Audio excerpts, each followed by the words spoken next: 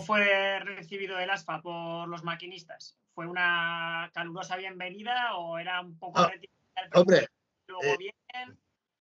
En un principio un poco reticentes, porque ellos estaban acostumbrados al tran-tran de toda la vida. Velocidades cortas, pasito a pasito, pues, mercancías de 70 se quedaban en 50 por problemas de frenos y demás, o del vehículo, entonces corría un poco, entonces no había, a ver, sí que la gente enseguida lo cogía y lo desconectaba, porque eso de que me esté pitando y que me tire urgencia y no sé qué tal, pues, pero al final, como entramos mucha gente joven en aquella época, pues ya se fue imponiendo, y aparte de Renfe, pues ya hacía un seguimiento más continuo de las marchas de los trenes. Entonces, cuando veían que habías desconectado el ASO por cualquier historia que te funcionaba mal, pues tenías que hacer un parte tú de trabajo y ese vehículo llevarlo al taller para que lo reparen y ponerlo en conocimiento del puesto de mando.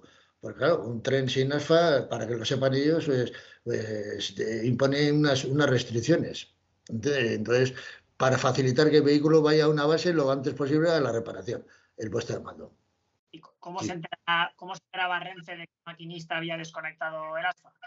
Pues eso era muy sencillo, porque entonces las velocidades del tren ya llevaban ya muchos años, ya cuando entramos nosotros, todas las marchas quedaban registradas en un tacógrafo.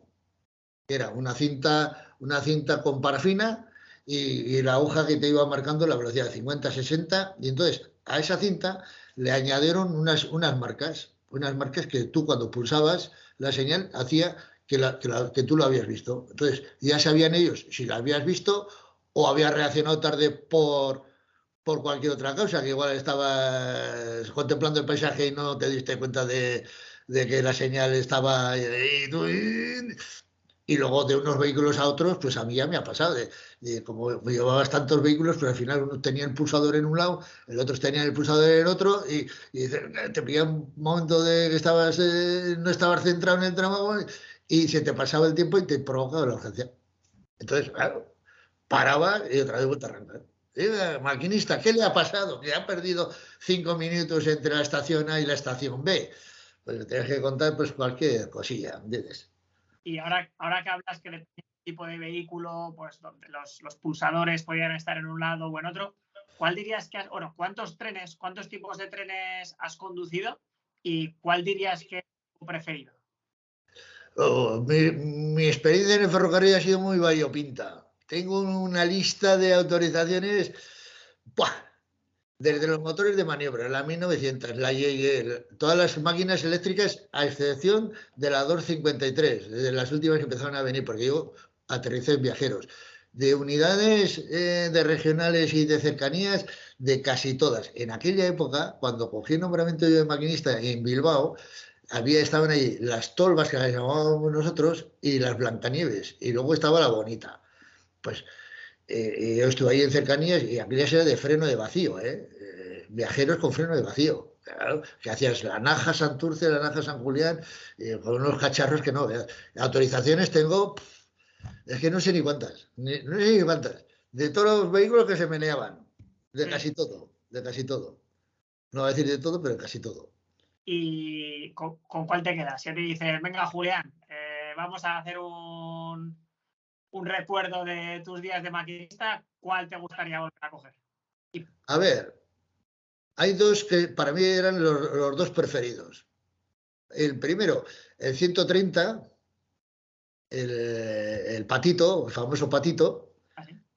y luego teníamos la 252, la máquina de viajeros, que también tenías conducción automática, muy manejable, muy fiable y muy segura. El patito ya, ese ya daba un poquito más de guerra, pero la máquina, yo con ella no me quedo nunca tirado, nunca, nunca. El patito tampoco. Estuve una vez atascado en Soria, que digo en Soria, en Segovia, y que me quedé sin tracción. Pero bueno, ya había dado el vehículo inútil y luego a última hora se me iluminó el farol y digo, coño, esto no puede ser, pero igual va a ser. Y efectivamente, el tío no quería traccionar, pero le tuve que ayudar yo entrando en el ordenador y haciéndolo manualmente. que como aquellas cosas no se utilizaban nunca, pues ni te acordabas que existía aquello. Ya se habían viajado los viajeros. Además era el último tren a Madrid, en Segovia a las 10 de la noche. Buah. Buscando ahí vehículos para llevar a los viajeros, para transportar a los viajeros. Sí. Al final, un maquinista no solamente tiene que aprenderse el sistema que maneja el tren, la vía por la que va el tren, sino toda la parte mecánica del tren, porque conocéis un montón.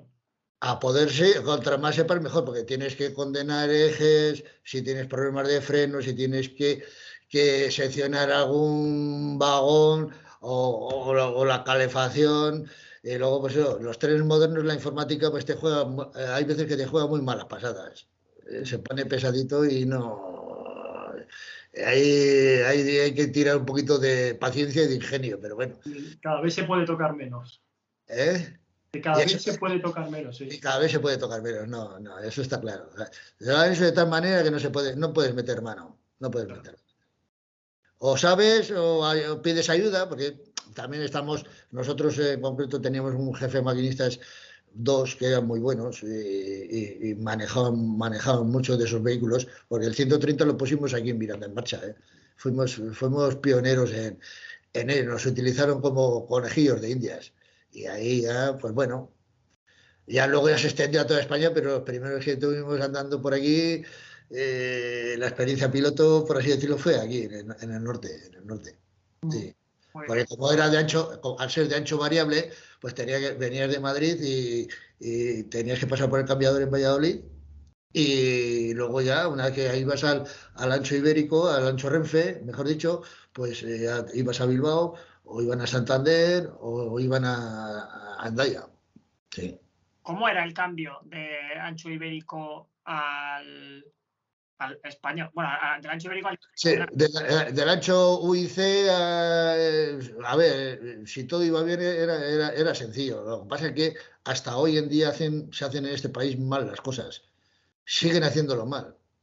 Hace 2 días han abierto la línea de Burgos a Madrid, de línea de alta velocidad, y han hecho el cambiador con una rampa de un 17 o un 18%. ¿Tú crees que siendo la estación de Burgos nueva, llana perfectamente, iban a hacer el cambiador en cuesta, en pendiente? Manda pelotas. Así que no poder ir en doble, porque no tiene, al ser cambio automático, solamente tracciona. Hay vehículos que solamente tracciona el primer bogie. Entonces, con ese tienes que tirar de todo el tren para pasar. Y si es en pendiente, pues no puede. Hemos hablado de tipos de trenes que has conducido, que básicamente han sido todos menos 2, por lo que has dicho. En mercancías estuve poco tiempo, eso sí que es cierto también, ¿eh? Estuve un tiempo pequeño, pero estuve de ayudante. De ayudante y luego de maquinista.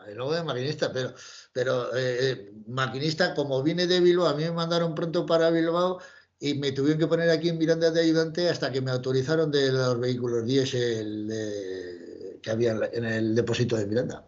¿Sí? Y si dejamos a un lado los tipos de trenes que has llevado, nos centramos en las líneas. ¿Cuántas líneas has recorrido conduciendo un tren? ¿Qué recorridos has hecho? Pues de Miranda a Madrid por los 3 sitios que se podía ir entonces. Por Ávila, por Aranda y luego por Segovia, por la línea de alta velocidad. Luego hemos ido hasta León, yo en concreto hasta León. Luego desde Miranda hemos ido hasta Monforte, hasta Monforte, ahí no llegué yo a ir, ese me pilló fuera. Pero a mí me tocó desde Miranda a Fuentes de Oñoro con el portugués. Entonces hacíamos el portugués, Miranda a Fuentes de Oñoro, que es la línea que va por Salamanca. Luego de Miranda a Bilbao, de Miranda a Hendaya, de Miranda a Barcelona, por la línea de Navarra, que llamamos nosotros por Alsasua, y luego se junta en Castejón con la que va por la Rioja, por Logroño.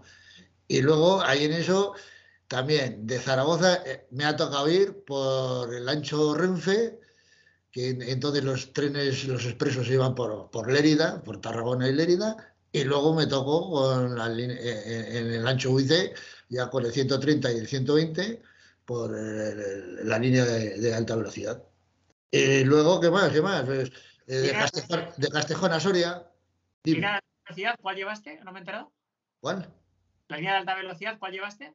El 120 y el 130. Uno que es de CAF y el otro es de Bombardier. Sí. Ah, A 250, que es una gozada, es una maravilla, pero cuando todo funciona bien. El 120 tenías que tener cuidadín, porque si frenabas mucho, le pegabas unos calentones que te llaman enseguida el del CRC. Oye, para y a reconocer por temperatura. Entonces había que manejarle con tiento, con un poquito de finura. Porque si no, o sea, bájate, reconócelo, sabes que ha sido un frenazo, pero nunca se sabe. Hay que asegurarse. pero cuando te dicen reconoce, ¿qué tienes que hacer exactamente?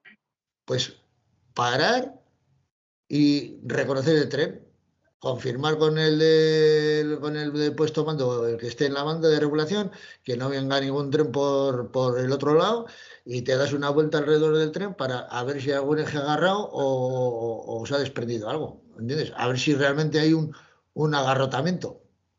Y es por eso, porque como los discos son muy grandes y van muy bajos, cuando pasan por el captador de temperatura, porque hay una serie de captadores en la línea de temperatura, pues te dice, oye, que llevas un eje caliente, o el 1, el 8 y el 10, y por el lado izquierdo el 2, el 5 y el 7. Entonces, tienes que hacer un reconocimiento visual, a ver cómo está.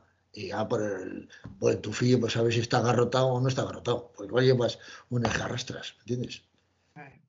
Eh, y eso es, así de fácil. Bueno, así de fácil. Y si has estado en tantas líneas por la zona norte de la península, imagino que allí habrás tenido climatología de todo tipo. Para un maquinista, ¿qué es lo peor? ¿La lluvia, la niebla, la nieve, el viento?